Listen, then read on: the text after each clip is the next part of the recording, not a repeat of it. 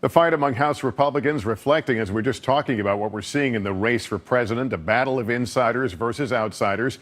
And today in Washington, at a meeting of conservative evangelical groups, the political outsider leading in the polls, Donald Trump, tried to cut down Senator Marco Rubio. It was another personal attack of an opponent, but perhaps not the response Trump expected, as NBC's Katie Tur reports. Speaker Boehner announced that he will be resigning. At the Values Voter Summit in D.C., cheers for Speaker Boehner's resignation and boos for Donald Trump. You have this clown, Marco Rubio. The frontrunner not on home turf, but trying to court this evangelical and conservative gathering, a crowd which feels let down by the Republican establishment by slamming Marco Rubio on immigration. He's in favor of immigration, and he has been. He has been. It was the Gang of Eight, and you remember the Gang of Eight. It was terrible. Trump running as the outsider, painting the Florida lawmaker as part of the problem. But Rubio, a first-term senator who can appeal to the conservative base, didn't back down. Is he qualified to be president? Like every single one of us, he has to prove it. Up to now, he has not. Do you think he's a threat now? No, I don't think he's a. He's rising in the polls. I think he's a baby. He's using me for publicity. Marco Rubio is a popular conservative figure in the Republican Party, and I think you're starting to see at some emotional level the unwinding of Donald Trump under the pressures of the presidential campaign trail. After months of flying under the radar and refusing to comment on Trump, Rubio is now attacking, perhaps smelling blood in the water on Trump's foreign policy depth. Donald Trump's had a bad week. You know, Carly embarrassed him on stage. She spoke the other day to a nearly empty room in South Carolina, and he's not reacting well to it. Trump, still commanding a sizable lead, is off to stump in Oklahoma tonight, but not before he put his spin on today. I didn't get booze. I got cheers. You didn't get booze? I got.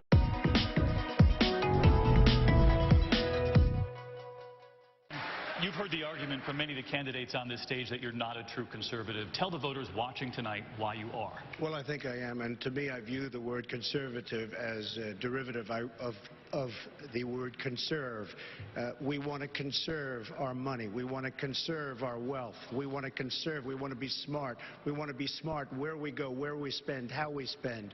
We want to conserve our country. We want to save our country.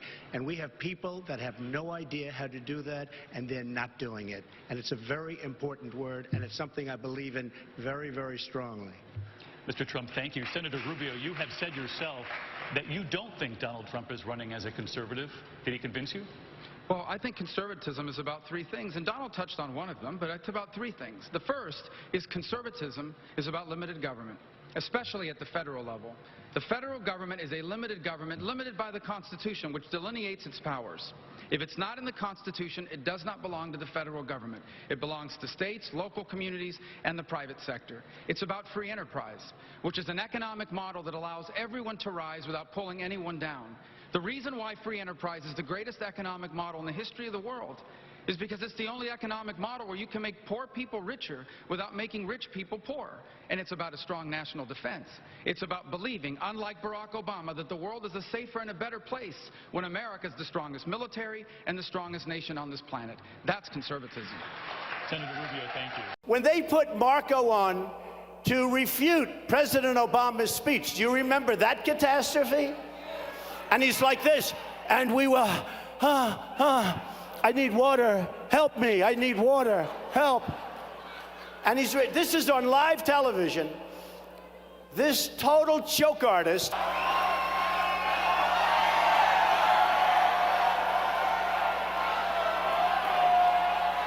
It's Rubio.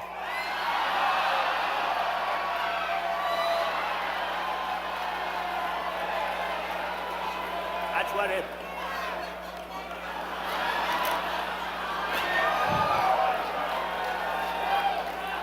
Unbelievable. Rubio threw everything he had at the mogul, dragging up old controversies. But you wouldn't know anything about it because you're a lousy Well, I don't know businessman. anything about bankrupting four companies. No, You bankrupted four companies. You know what? I don't know anything about You know what? starting a university. That was a fake university. If he builds the wall the way he built Trump Towers, he'll be using illegal immigrant labor to do it. You lied about the Polish workers. Yeah. You lied to the students of Trump University. 38 years ago. Oh, he lied 38 years ago. All right, I guess there's a statute of limitation on lies. He even blasted Trump for repeating himself. But now he's repeating himself. No, I'm not repeating. No.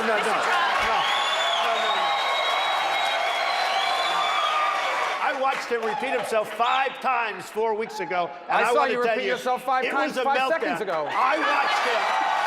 It says 5 things. Everyone's dumb. He's going to make America great again. We're going to win, win, win. He's winning in the polls.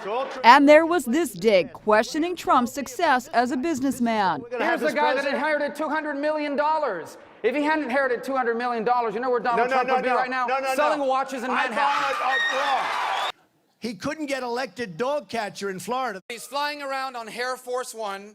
For the second day, Donald Trump and Marco Rubio hurled the kind of insults more often heard in a schoolyard than in a presidential campaign. Rubio, total lightweight, and little mouth on him. Bing, bing, bing. Donald Trump, a con artist, will never get control of this party. I see him starting to sweat. Thank God he has really large ears, the biggest ears I've ever seen, because they were protecting him. The guy with the worst spray tan in America is attacking me for putting on makeup. Donald Trump likes to sue people. He should sue whoever did that to his face with that. Marco Rubio just finished up a campaign event in Purcellville, Virginia. The crowd there very fired up. Senator Rubio weighed in on Donald Trump's interview with Jake Tapper today and his refusal to denounce white supremacist groups. He had an interview on CNN, and he was asked repeatedly on CNN to repudiate David Duke, who is a well-known white supremacist racist. And he said he doesn't know who David Duke is. But the fact is that in the early 1990s, or at some point 10 or 15 years ago, when Donald Trump was thinking about running for president in the Reform Party, one of the reasons why he said he wasn't going to run is because David Duke was part of the Reform Party. So he knows exactly who David Duke is. He was asked this morning 2 times, will you repudiate and condemn the Ku Klux Klan? And he refused to do that as well. We cannot be a party that nominates someone who refuses to condemn white supremacists and the Ku Klux Klan. We cannot be a party that does that.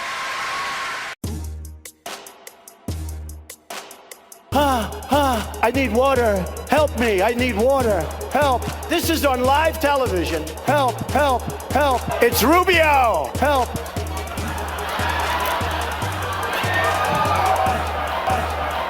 Unbelievable. What we are dealing with here, my friends, is a con artist. He has spent his entire career sticking it to the little guy. His entire career. This guy bankrupted a casino. How do you bankrupt a casino? What about the students that signed up for Trump University? A fake school. A fake school. So, it's time. The charade is up. That's what he is. He's Little Marco. He's always calling me Little Marco. Little Marco Rubio. Have you seen his hands? They're like this. Little mouth on him. Bing, bing, bing. Bing, bing, bing, bing, bing. And you know what they say about men with small hands? You can't trust them. Make sure his pants weren't wet. A guy like Rubio's a baby. I watched him melt down, and I'll tell you, it was one of the saddest things I've ever seen. If he hadn't inherited $200 million, you know where Donald Trump would be right now? Selling watches in Manhattan. I have a policy question for you, sir. Let's see if he answers it. I will. Don't worry about it, Marco. Don't worry about it. Don't worry about it, Little Marco. I will. All right, well, let's hear Big Don. Donald. Don't worry about it, Don't worry about it, Little Marco. Gentlemen, gentlemen. You ought to show up. Gentlemen, you got to do better than this. This guy has the number one. Mr. Trump, may I ask you, Mr. Trump, I'd like to ask you a policy question. Your proposed tax cut. That's why the people in Florida do not like him. Mr. Trump, your proposed tax cut would add $10 trillion to the nation's debt over 10 years. He's always calling me Little Marco. And I'll admit, the guy, he's taller than me. He's like 6'2", which is why I don't understand why his hands are the size of someone who's 5'2". Have you seen his hands? They're like this. And you know what they say about men with small hands? You can't trust them. He said I had small hands. Actually, I'm 6'3", not 6'2", but he said I had small hands. They're not small, are they? I never heard that one before. I've always had people say, Donald, you have the most beautiful hands. Right? He hit my hands. Nobody has ever hit my hands. I've never heard of this one. Look at those hands. Are they small hands?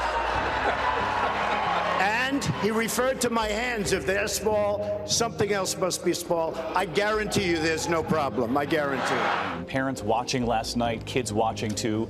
You and Donald Trump have traded personal insults in recent days, and Trump responding last night to your comments about the size of his hands. And without going any further, this is a morning show. You have young children. Do you regret where this has gone? Look, I regret the way the campaign has become, absolutely, because Donald Trump for the last year has made it one of the most vulgar spectacles in American political history. So when little Marco spews his crap about the size of my hands, which are big, the size of my hand, those hands can hit a golf ball 285 yards, right? Those are good, strong. So what do I do? For the rest of my life, I have the curse that I have little hands. Little hands. Take that guy. So I said to my people,